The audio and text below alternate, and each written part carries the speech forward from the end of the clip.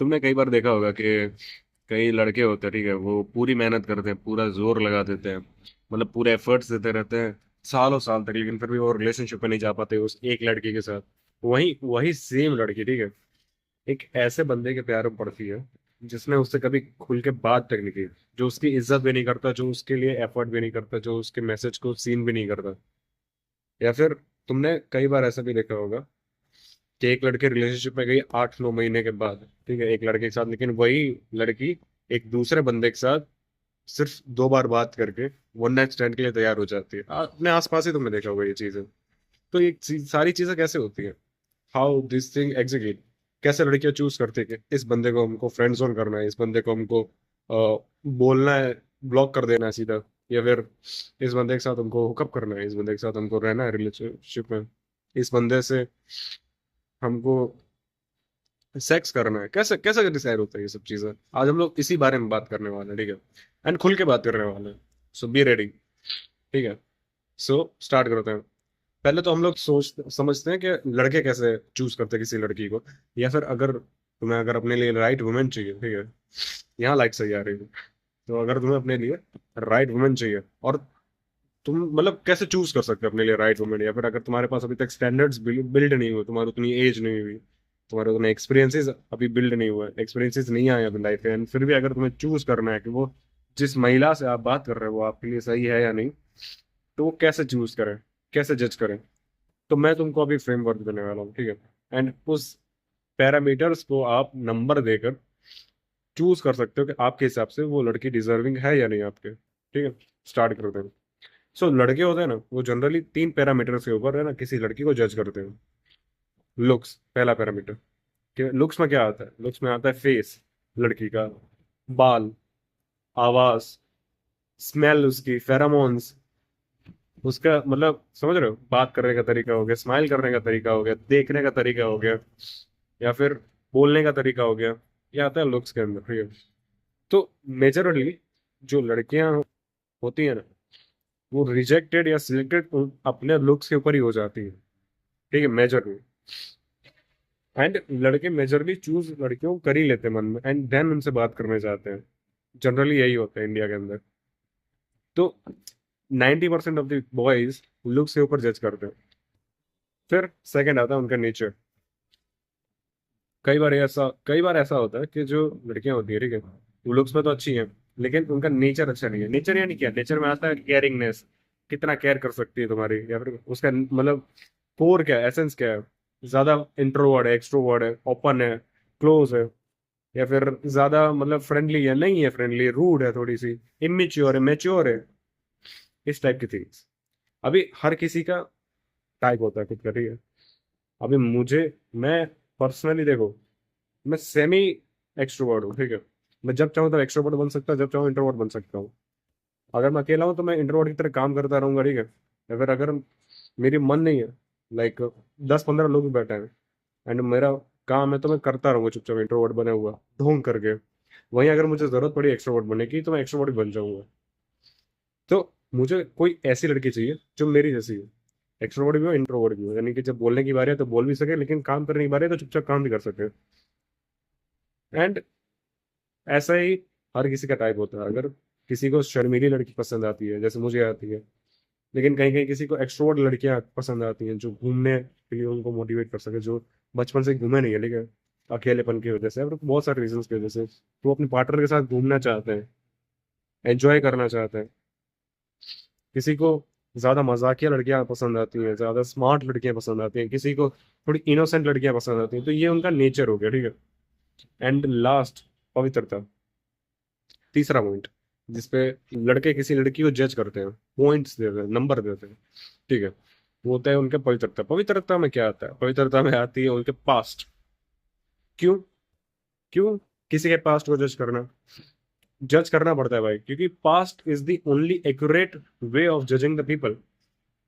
आप किसी के पास्ट के डेटा के हिसाब से ही एनालिसिस कर सकते हो किसी बंदे का या बंदी का, कि वो आगे जाके कैसा बिहेव करने वाला, हम्म, या फिर कैसा बनेगा। एंड फ्यूचर का एक्यूरेट अगर प्रिडिक्शन करना हो आपको, तो आपको पास्ट का डेटा लगता है। आप पास्ट के ऊपर ही जज करने वाले हो। कोई भी अगर सीए भी होगा ना, ठीक है, तो इतना लॉजिकली सोचने के लिए, कोई भी डिसीजन लेने के लिए वो पास्ट का रिकॉर्ड ही उठाता है कंपनी का। तो हम किसी इंसान का क्यों नहीं उठा सकते हैं? उसके फ्रेंड्स कैसे हैं, उसके पास्ट के रिलेशंस कितने रहे हैं और कैसे रहे हैं, ब्रेकअप्स कैसे हुआ है, कितने अभी तक इंडल्ज हुए सेक्सुअली, कितने एनकाउंटर हुए हैं सेक्सुअली, इन सब डेटा की रिक्वायरमेंट होती है किसी को जज करने के लिए, ठीक है। एंड अब आपके ऊपर, ठीक है, आप कैसे इंसान हो, आप कितना सहन कर सकते हो, उस हिसाब से आप पवित्रता में पॉइंट देते हो। तो ये 3 स्केल में जो आपके हिसाब से सही बैठती है, ठीक है, पैरामीटर्स, किसी के लिए कुछ ज्यादा होगा, किसी के लिए लुक ज्यादा इंपॉर्टेंट है, प्रायोरिटी है, किसी के लिए नेचर ज्यादा प्रायोरिटी, और किसी के लिए पवित्रता, ठीक है, वो आपके ऊपर है। आप इन तीनों को ऊपर नीचे करके अपना एक एवरेज निकाल सकते हो किसी भी एक लड़के के लिए कि वो आपके लिए कंपेटेबल है या नहीं। पर आपने तो निकाल लिया एवरेज, ठीक है, अभी लड़की कैसे निकालेगी? लड़की कैसे चूज करेगी कि आपके साथ उसको सोना है या फिर सब आपको सुला देना है रुला रुला कर? वो कैसे चूज करती है? या फिर इस सदी का सबसे बड़ा क्वेश्चन, सबसे बड़ा सवाल, कि औरत को चाहिए क्या? औरत के मन में चल क्या रहा है? कैसे कैसे औरत का सोचती है? या फिर वो मर्द कैसे चूज करती है? तो उसका जवाब मैं तुम्हें देता हूँ, ठीक है। देखो, मान लो एक लड़की है, ठीक है, एंड वो, देखो देखो देखो, एक एग्जांपल मैं तुम्हें देता हूँ, ठीक है। एक लड़का है, ठीक है, डिसेंट है, एवरेज दिखता है, एंड अच्छी जॉब कर रहा है, बट थिंग इज ज्यादा एक्साइटिंग नहीं है, ठीक है। वो प्रोफेशनल है, बिहेव अच्छे से करता है, सब कुछ अच्छे से करता है, बट ठीक है, पर ठीक है, नॉर्मल एवरेज ह्यूमन है, कोई ऐसा बैड बॉय टाइप का नहीं है। एंड वो लड़कियों को अप्रोच करता है, 7-8 महीने लगते हैं उसको उसको मनाने में। अभी उसको 7-8 महीने लगे लड़की को सिर्फ हाँ बुलवाने में रिलेशनशिप के लिए। बट तुम्हें क्या लगता है कि अगर लड़की उससे एक्चुअली में अट्रैक्टेड होती है सेक्सुअली, या फिर एक्चुअल में वो फील कर रहे होते, तो उसमें 7-8 महीने लगते क्या? अगर मैं किसी लड़की के साथ अट्रैक्शन फील कर रहा हूँ, ठीक है, उसको देखकर मेरा मतलब मेरे अंदर सेक्सुअल थॉट्स आने लग रहे हैं, मेरा डंडा खड़ा हो रहा है, तो फिर मैं 7-8 महीने लूंगा क्या? मैं नहीं लूंगा। एंड अगर मैं ले रहा हूँ 7-8 महीने, इसका मतलब आई एम कॉम्प्रोमाइजिंग समथिंग। मैं कुछ कॉम्प्रोमाइज कर रहा हूँ, मैं उस चीज को कॉम्प्रोमाइज कर रहा हूँ। क्यों? क्योंकि मुझे पता है कि शायद इससे बेटर मुझे मिल नहीं सकता, या फिर ये इतने ज्यादा एफर्ट कर रहा है, तो मे भी चांसेस हैं कि मैं इसको एक चांस दे दूं। जब तक, कब तक? जब तक मुझे इससे बेटर कोई नहीं मिल जाता। एंड दैट्स द थिंग, तुम एक जस्ट ऑप्शन हो। ऐसे ही चीटिंग्स बढ़ती हैं, ऐसे ही रिलेशनशिप में ट्रॉमाज आते हैं, शादी के बाद भी लड़कियां ऐसे ही किसी और गैर मंथ के साथ चीटिंग क्यों करते हैं? इसीलिए क्योंकि उन्होंने सिर्फ सिक्योरिटी को चूज किया था, ना कि तुम्हें, ठीक है। तो कौन सी चीजें होती हैं जिससे तुम औरत को खुद को चूज करवा सकते हो? तो फर्स्ट देखो, मर्दों के पास 3 फैक्टर्स होते हैं, लेकिन औरतों के पास सिर्फ 2 ही होते हैं, ठीक है। एक होता है, एक सेकेंड एक सेकेंड एक सेकेंड, मैं तुम्हें एक एग्जांपल देता हूँ, ठीक है। एग्जांपल भी नहीं है। देखो, अनलाइक मेल, फीमेल्स के पास, गर्ल्स के पास 2 पैरामीटर्स ही होते हैं। देखो, किसी भी मेल का किस कैटेगरी में डालना है उसके लिए कैटेगरीज, यानी क्या, यानी कि फ्रेंड जोन, या फिर पति जोन, या फिर बॉयफ्रेंड, या फिर hookup, one night stand, etcetera etcetera, ठीक है। सो पहला ट्रेड होता है कंपेटिबिलिटी, कि किसी इंसान के साथ आप कितने कंपेटिबल हो। कंपेटिबिलिटी में क्या आता है? कंपेटिबिलिटी में वो बंदा कैसा है, ठीक है, लाइक वो आपके साथ कैसे बिहेव करता है, आपके साथ बातें कैसे करता है, आप उसके साथ कोई भी सीक्रेट शेयर कर सकते हो कि नहीं कर सकते हो, वो बंदा लॉयल है कि नहीं है, वो बंदा जो है, ठीक है, वो ठीक ठाक काम अपना मतलब संभाल लेता है कि नहीं संभालता, अपनी रिस्पॉन्सिबिलिटी कैसे निभाता है वो, या फिर वो दुनिया में रहता कैसे, बिहेव कैसे करता है। एंड मोस्ट इम्पोर्टेंट कि भाई उसके साथ लाइक जिंदगी बिताई जा सकती है कि नहीं बिताई जा सकती है, ठीक है। तो ये होते हैं गुड बॉय ट्रेड्स, यानी कि जो सोसाइटी कहती है कि आप अच्छे बच्चे हो टाइप। आपको सीधा सीधा ये समझना है कि अगर जो चीजों को सोसाइटी कहे ना ये अच्छा बच्चा है, मतलब वो गुड बॉय ट्रेड्स होते हैं। अच्छी खासी जॉब हो, ठीक है, डिसेंट लाइफ चल रही हो, एंड एक्सेट्रा एक्सेट्रा। फिर आते हैं लस्ट, लस्ट और bad boy traits. Bad boy traits यानी कि एकदम बैड बॉय नहीं कह रहा हूँ मैं।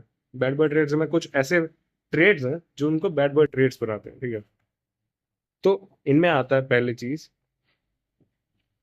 तुम्हारा लुक्स, या तुम्हारे लुक्स मैटर करते हैं, और बहुत मैटर करते हैं, सीरियसली। जिसमें आती है तुम्हारी आवाज, तुम्हारा फेशियल बोन स्ट्रक्चर, तुम्हारा कलर, तुम्हारे बाल, तुम्हारा सेंट यानी कि तुम्हारी स्मेल, एंड बहुत सारी चीजें। फिर आती है तुम्हारी प्रेजेंटेबिलिटी, यानी कि तुम अपने आप को कैरी कैसे करते हो, तुम कैसे कपड़े पहनते हो, तुम कैसे परफ्यूम लगाते हो, या फिर तुम कौन से ज्वेलरीज पहनते हो, या फिर तुम कैसे अपने हाथों को मूव करते हो ड्यूरिंग कन्वर्जेशन, तुम खड़े कैसे होते हो, बैठते कैसे हो, तुम्हारी हाइट कितनी है, तुम्हारा वेट कितना है, तुम क्या, मतलब कैसा रिएक्शन देते हो कैसी बातों पर, ये सब मैटर करता है। फिर लुक्स के बाद आती है तुम्हारी मेंटल एटीट्यूड, ठीक है। इसका मतलब क्या है?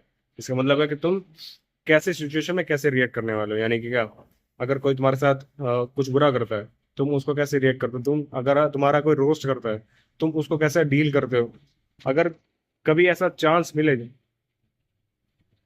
कि तुम्हें आगे बढ़ने के लिए चीट करना है, तो तुम करोगे कि नहीं करोगे? तुम कंपेटिबल कितने हो, कॉम्पिटिबल मतलब कंपटीशन कितना कर सकते हो, तुम कितना कॉम्पिटिटिव हो, ठीक है, एक्सेट्रा एक्सेट्रा। मतलब ऐसे ट्रेड्स जो बैड कंसिडर किए जाते हैं सोसाइटी के रिस्पेक्ट में, या फिर ग्रे टाइप के शेड्स में आते हैं, उनको कहते हैं बैड बॉयज ट्रेड्स, ठीक है।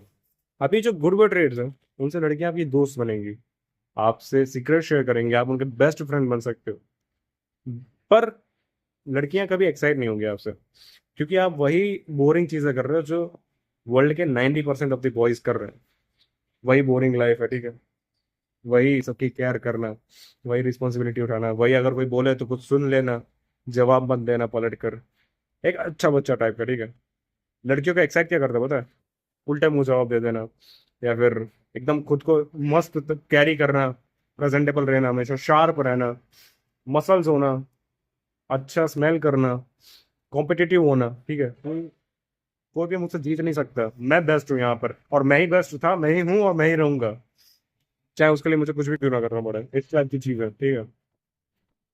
और पर एक्सेप्शंस होता है, ठीक है। हर एक लड़की के हिसाब से हर एक लड़की का अलग अलग पैरामीटर होता है, जैसे मैंने कैसे कहा, हर एक लड़के का तीनों फैक्टर में से कुछ ऊपर होगा कुछ नीचे होगा, सेम किसी लड़की को कुछ percentage of bad boy traits पसंद होंगे, कुछ percentage of good boy traits पसंद होंगे, लेकिन होते यही दो हैं। एंड अगर आप उसकी इस स्केल को मैच कर पाते हो समाउ, तो वो आपको बॉयफ्रेंड या फिर पति बनाती है अपना।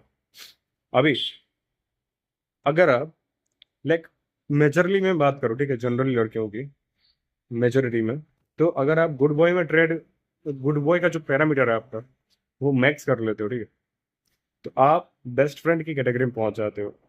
बेस्ट फ्रेंड, या फिर फ्रेंड फॉर लाइफ, या फिर एक्सेट्रा एक्सेट्रा, ठीक है।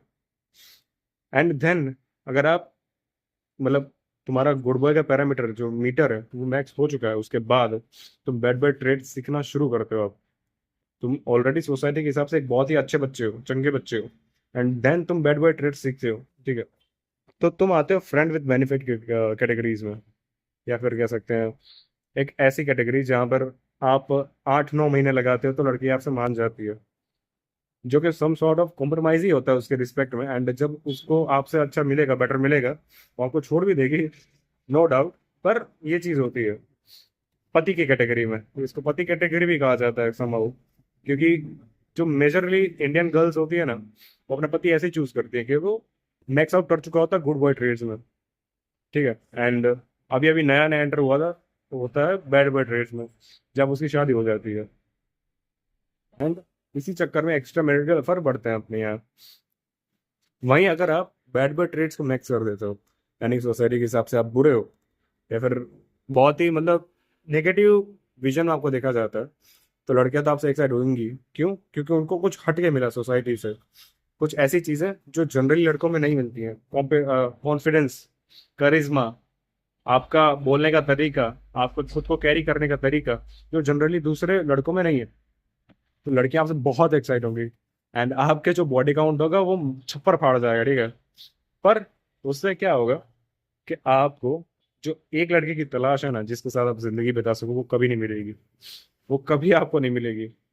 दिस इज अ कर्स, ठीक है। क्यों?